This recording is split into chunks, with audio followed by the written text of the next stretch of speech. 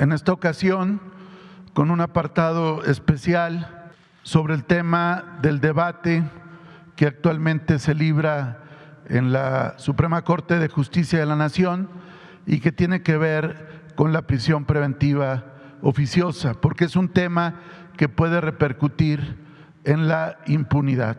En estos días, del 25 de agosto al 1 de septiembre, entre todas las corporaciones policiales, Guardia Nacional y Fuerzas Armadas, hay un total de 9,341 personas detenidos, de las cuales 9,039 fueron presentados ante el Ministerio Público al prefigurarse un posible delito. Con relación a la prisión preventiva oficiosa, que actualmente se discute en la Suprema Corte de Justicia en dos vías. La primera es con relación a el tema de un amparo en revisión y el segundo tema con relación a una acción de inconstitucionalidad. La prisión preventiva oficiosa u automática pretende proteger a la víctima y a su familia de su agresor. Evita que los presuntos delincuentes se sustraigan de la acción de la justicia o se den a la fuga. Evita que estos mismos presuntos criminales amenacen o atenten contra testigos durante las diferentes etapas del proceso penal. Evita la reincidencia y prevé la comisión de futuros delitos en contra de la sociedad. En el año 2008 se logró esta reforma que establece el nuevo sistema de justicia penal y se puso en primer término a las víctimas de un delito. Entre otros delitos que ameritan la prisión preventiva oficiosa u automática que establece el artículo 19 de nuestra Constitución, están los delitos de abuso o violencia sexual contra menores, delincuencia organizada, homicidio doloso, feminicidio, violación, secuestro, trata de personas, robo a casa habitación, la utilización de programas sociales con fines electorales para alterar la voluntad ciudadana, la corrupción como enriquecimiento ilícito, el robo al autotransporte de carga, todos los delitos que tienen que ver con el llamado huachicol, el robo de hidrocarburos, los delitos violentos cometidos con armas de fuego, la portación y utilización de armas de fuego y explosivos de uso exclusivo para el Ejército, la Armada y la Fuerza Aérea,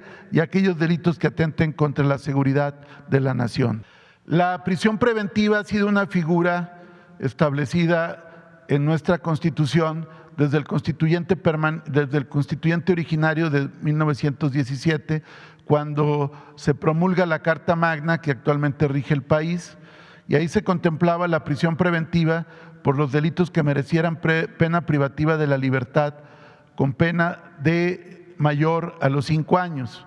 En subsecuentes reformas se mantuvo esta figura, estableciendo, por ejemplo, que aplicaría para delitos con una pena cuyo término medio aritmético fuera mayor de 5 años de prisión. En el 85 se incluyó esta figura en diferentes modalidades relativa a diversos delitos. En el 93 se establece que esta figura atendería más que a la duración de la pena por la gravedad del delito, prohibiendo expresamente el beneficio de la libertad bajo caución a quienes fueran presuntos responsables de esos delitos. En la reforma del 2008 se decide mantener la prisión preventiva como una medida cautelar y se subdivide en dos tipos de prisión preventiva.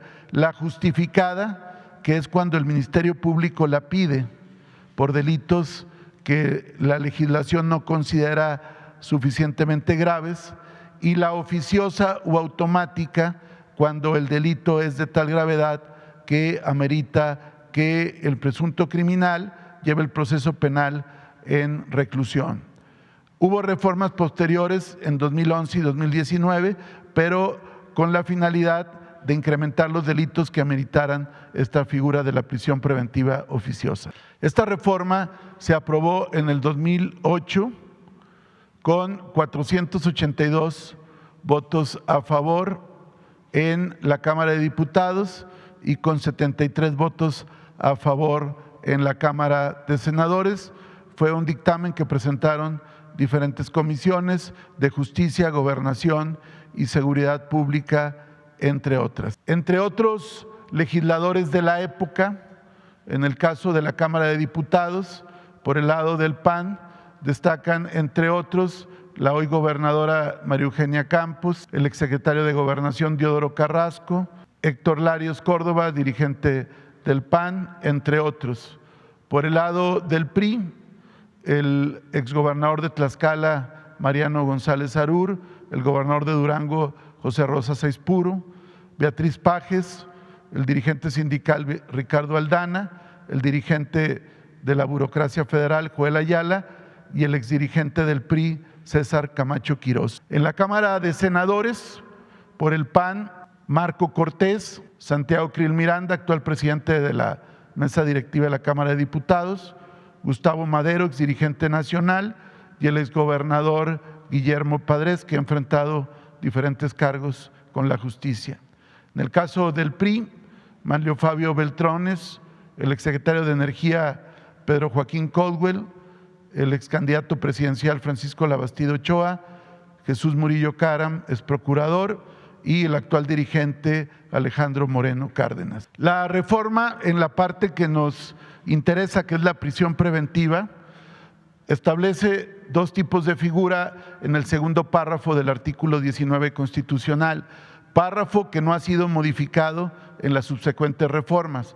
Y esta es la prisión justificada. Es cuando el Ministerio Público solicita al juez la medida cautelar de la prisión preventiva cuando considera que otras medidas, como podría ser el brazalete o acudir cada 15 días a firmar a un centro de justicia penal, cuando consideran que no son suficientes para garantizar que el imputado comparezca, la investigación, la protección de la víctima o los testigos, o cuando ya se le haya procesado o sentenciado por otros delitos de carácter doloso.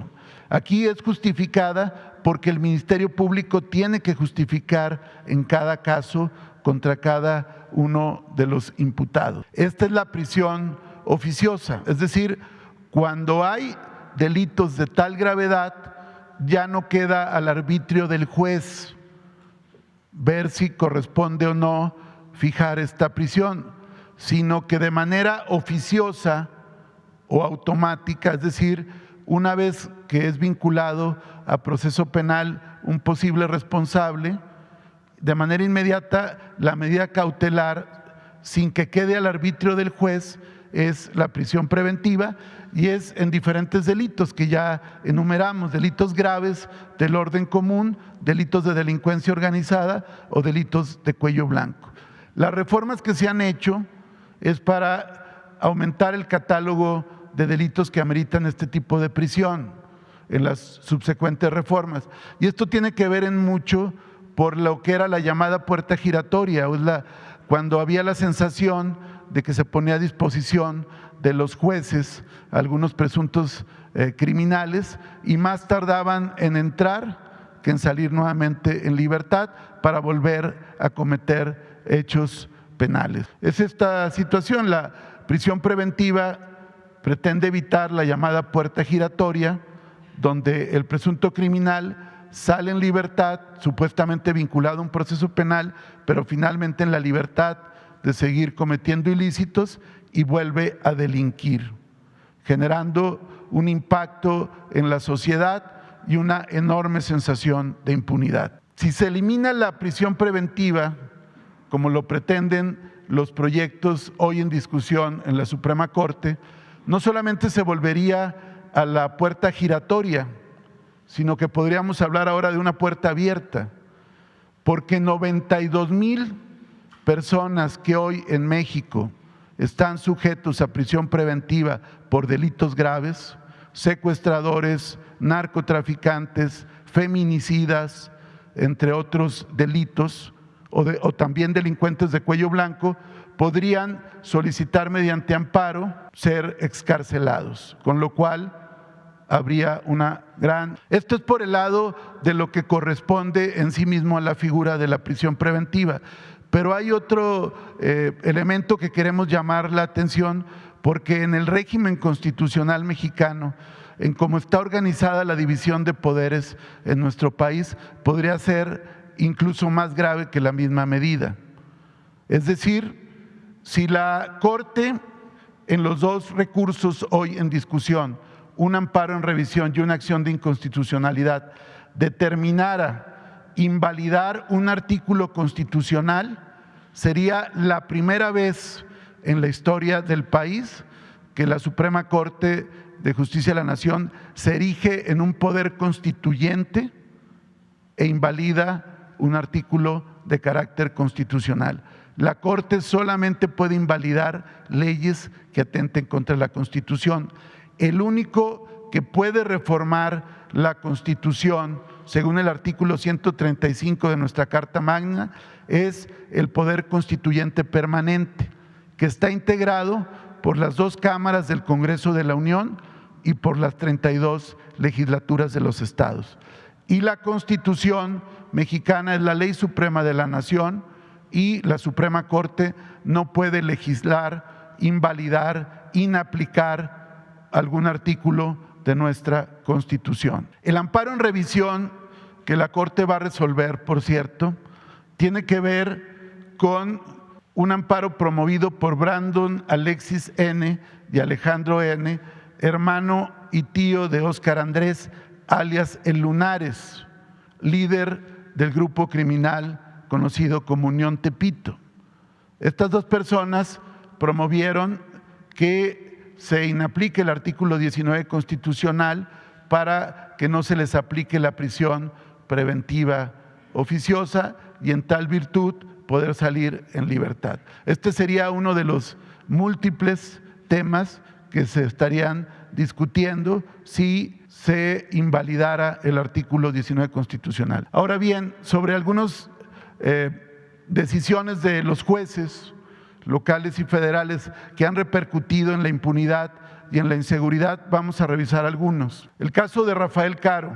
A Rafael Caro se le acusó dentro de diferentes causas penales de privación ilegal de la libertad, de homicidio calificado, de delitos contra la salud y asociación delictuosa, introducción de armas de fuego, de uso exclusivo de las Fuerzas Armadas, entre otros. Por estos delitos, en 2000 se estableció una primera sentencia en primera instancia que determinó que se le acumularían 40 años de prisión.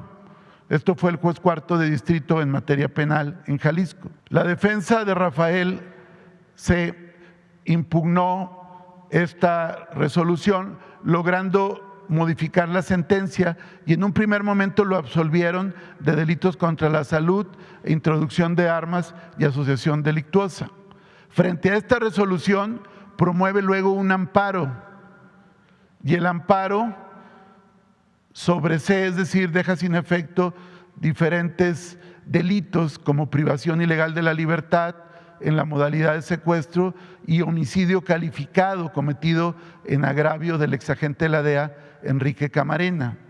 La conclusión fue, a partir de este amparo, que Rafael Caro Quintero ya había compurgado diferentes años en prisión y al ya no estar estos delitos, según ese juez, se establece su inmediata libertad. En consecuencia, Rafael C. deja el penal durante la madrugada del 9 de agosto del 2003, precisamente cuando el procurador era Jesús Murillo Caram. Frente a esto, pero ya fuera de la cárcel, Rafael Caro, porque un juez le quitó todos los delitos, se inconforma el Ministerio Público mediante un recurso de rescisión y la primera sala de la Suprema Corte de Justicia revoca el fallo y pide que se emita una nueva resolución, lo cual hace el segundo tribunal unitario del tercer distrito judicial. Se revisa nuevamente y se le impone una pena de 73 años. En la época el máximo era de 40 años, es decir, le faltaban por cumplir 11 años, 7 meses y ordena su reaprehensión. Sin embargo, en todo este tiempo, Rafael Caro ya se había reconstituido nuevamente en un líder criminal con operaciones delictivas en varios estados del país. Se ordena su reaprehensión, pero esto duró 7 años para que la Secretaría de la Marina pudiera reaprenderlo y actualmente está en litigio la extradición porque le han concedido jueces diferentes suspensiones para no ser extraditado. Aquí hay un caso relevante. El caso de la vaca, que ya no nos detendremos mucho, aquí ha sido explicado cómo un juez, el juez Daniel Ramírez Peña, del Centro de Justicia Penal de Almoloya de Juárez, determinó no vincular a proceso a la vaca, quien, además de haber sido detenido en flagrancia con armas y droga, es un peligroso criminal que está imputado en diferentes ilícitos, como es homicidio de un agente de investigación que lo trasladaba en cumplimiento de una orden de aprehensión al estado de Tamaulipas, como son los hechos violentos del Cerezo de Colima, que dieron como consecuencia un saldo de 8 muertos y haberse constituido en el principal generador de violencia de Colima. Siguiente. Otra resolución, el caso del contador, que es el dirigente del cártel del Golfo, José Alfredo N. el Contador, quien en noviembre de 2020 obtuvo su libertad tras la decisión de un juez de control de no vincularlo a proceso penal, no obstante ser el principal líder criminal del cártel del Golfo. Finalmente, en febrero de este año, se logró detenerlo nuevamente aquí en la Ciudad de México y está nuevamente vinculado a proceso penal. Aquí es evidente, como lo decíamos con el tema de la prisión preventiva, la reincidencia. Es decir, cuando hay algún beneficio procesal o una no vinculación, este tipo de personas vuelve a seguir cometiendo los actos criminales. Siguiente. El caso, por ejemplo, de los montadeudas. Se detuvo a 23 personas, varios de ellos están bajo proceso penal, en libertad, porque aquí sí no aplicó la prisión preventiva oficiosa y 5 más sí están detenidos. Pero aquí lo relevante es que en los cateos se encontraron 1,020 chips de celular prepago que utilizaban para precisamente sus actividades criminales. Como ustedes recordarán, el juez Juan Pablo Gómez Fierro, ante todos los requerimientos del tema de los chips de celular, autorizó innumerables suspensiones provisionales para no implicar esta ley. Finalmente la Corte, hay que decirlo, la Corte invalidó la ley que pretendía regular el uso de los chips de prepago para actividades criminales. Aquí ya hay este antecedente también. Siguiente. Este caso es de un presunto secuestrador que en una operación coordinada, la CONACE, Coordinación Antisecuestros, con las fiscalías de Chihuahua y Zacatecas, detienen al presunto secuestrador conocido como el Fantasma, Rafael N., que es un presunto integrante del cártel Jalisco Nueva Generación. Fue una operación de meses de inteligencia, de un operativo quirúrgico. Se pone a disposición del juez de control de Zacatecas, Sergio Rodarte Oliva, y determina no vincularlo a proceso penal. Entre otros argumentos, porque decía que las cuentas donde le depositaron las víctimas al secuestrador no estaban a su nombre. Siguiente. El caso de Colima, de un líder también delictivo, Edwin Omar, alias el Minimix o el Mini, quien presuntamente asesinó, entre otros, a Sergio Ortega Escobar, jefe de grupo de la Policía Investigadora de la Fiscalía de aquella entidad. él fue detenido y el juez desacreditó todos los testimonios de testigo y finalmente salió en libertad este sujeto que sigue delinquiendo y sigue siendo un objetivo prioritario. Siguiente. También el mismo juez, juez Carlos Gallegos Arellano de Colima, también determinó la libertad de Jorge N. alias El Mesta, debido a que consideró que no estaba en condiciones para enfrentar una audiencia por una lesión en la mandíbula, cuando realmente estaba estable y podría haber comparecido. Siguiente. Diferentes casos de este juez, Marco Antonio Ordorica, del Juzgado Segundo de la Penal del Distrito de Bravos en Chilpancingo. Él ha exonerado en diferentes procesos a presuntos secuestradores. Luego, después, el Tribunal Superior revierte la sentencia, pide la recaptura en virtud de que efectivamente sí estaban involucrados en secuestros, pero estos individuos ya estaban muy fuera del brazo de la justicia y siguen cometiendo secuestros. Siguiente. El caso de la juez Viviana Judith Juárez Vázquez, que está en Baja California, en 3 casos que se le han presentado de detenciones en las garitas con armas de uso exclusivo del ejército, o también en la aduana, cuando también con armas detuvieron a otros sujetos. La juez determinó que era ilegal la detención de los que hicieron porque no habían justificado cómo revisaban los vehículos y finalmente les concedió la libertad a estos sujetos. También el 10 de julio del 22 la jueza dejó en libertad a Eric Manuel, señalado como presunto autor intelectual del crimen del agente Jaime Alonso, ocurrido el pasado 30 de junio. El argumento es que por cuestiones administrativas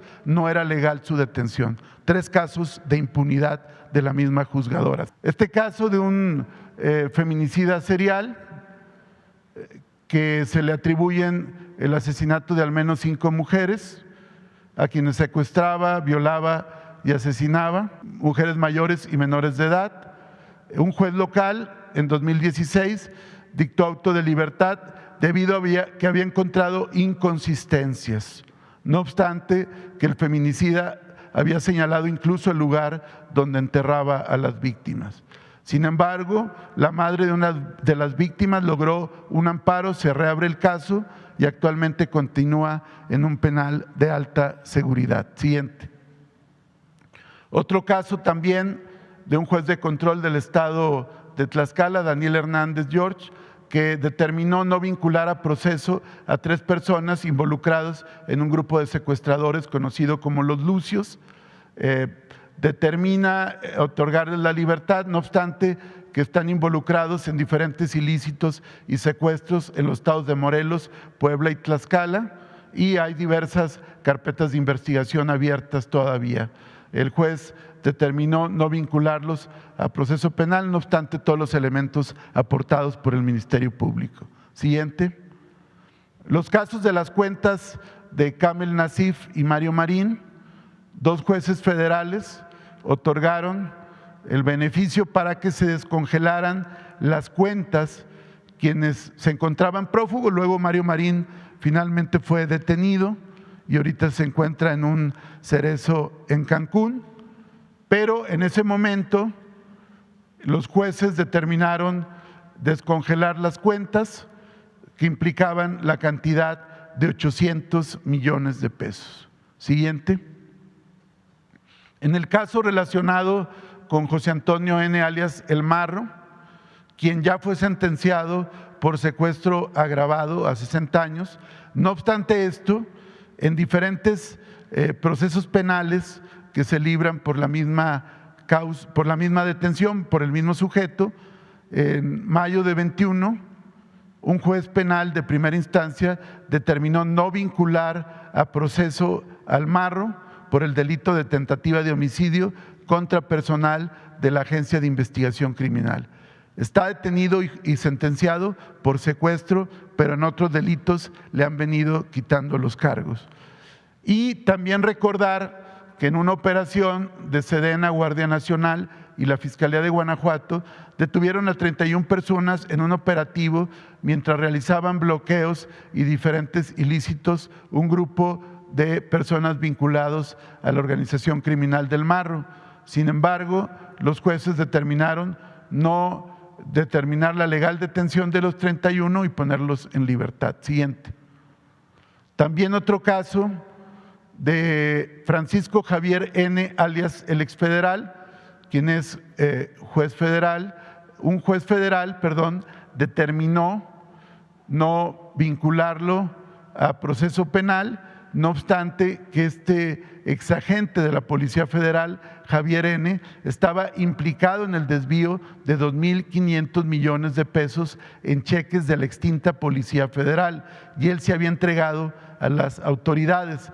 Francisco Javier N. es uno de los 19 exfuncionarios de la Policía Federal quienes son acusados de delincuencia organizada y lavado de dinero.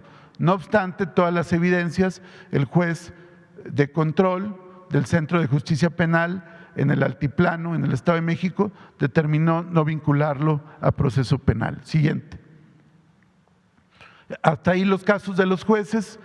Muy rápido, en obvio de tiempo, comentar que otro caso de Free Fire que ya habíamos expuesto del videojuego, finalmente en Ecatepec, Estado de México, fue detenido Luis Eduardo N. por parte de la Fiscalía General de Justicia del Estado de México.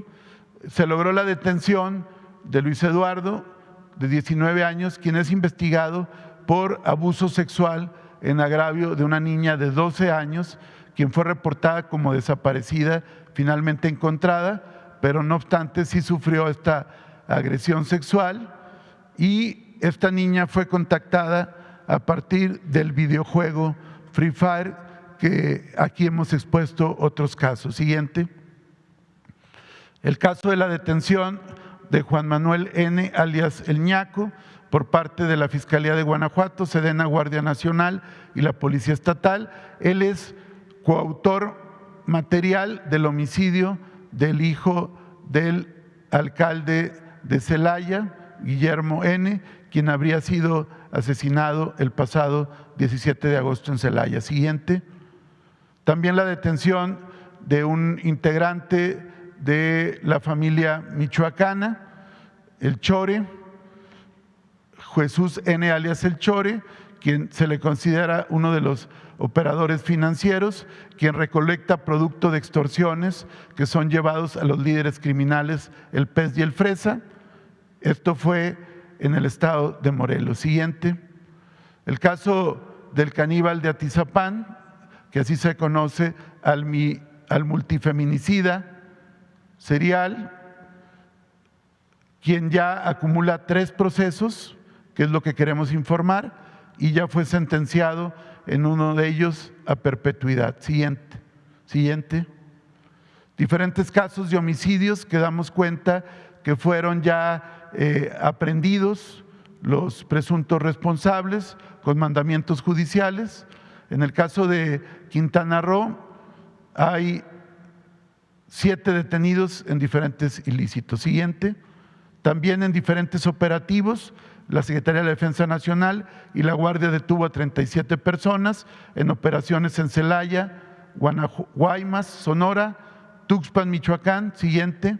Tizapán el Alto, Tecozautla y Tijuana, donde en una operación fueron aseguradas 70,000 pastillas de fentanilo en esta operación. Siguiente. En otras operaciones en Nuevo Laredo, en Culiacán. Siguiente. Y finalmente también informar, como aquí lo planteó el presidente, de los hechos que acontecieron en Zacatecas el pasado fin de semana. Esto va precedido de que días antes, los días 18 y 19 de agosto, en Jerez y Ojo Caliente, se detuvo a 11 presuntos integrantes del cártel Jalisco Nueva Generación y se liberó a una víctima privada de la libertad y se aseguró a diferentes presuntos criminales. Siguiente. 11 en total, 2 en el operativo y 9 más, todos presuntos integrantes del cártel Jalisco Nueva Generación. Siguiente. Este fue un primer hecho. Después de este hecho y con motivo del seguimiento, se realizó una orden de cateo que dio como consecuencia que se detuviera a 5 sujetos y se aseguraran armas y droga.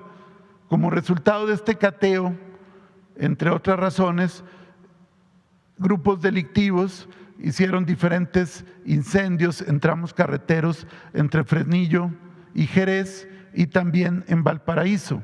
Sin embargo, precisar que fueron 5 detenidos en el cateo que se les aseguraron armas y droga de diferentes características. Siguiente.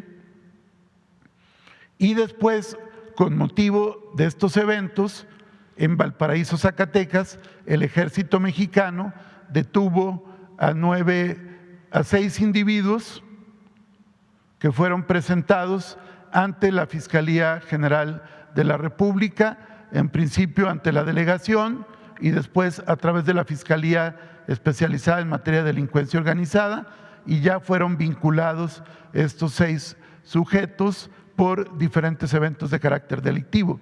Es decir, de estos hechos que derivaron en diferentes incendios de vehículos y bloqueos, hay 11 detenidos. Siguiente. En cuanto a feminicidios resueltos, del 25 de agosto al 31 de agosto, hay 12 detenidos, 5 sentenciados, 1 en la Ciudad de México, 1 en el Estado de México, 1 en Guanajuato, 1 en Jalisco, 2 en Baja California Sur, 2 en Baja California, 2 en Puebla, 1 con sentencia y 2 sentenciados en Chihuahua. Siguiente.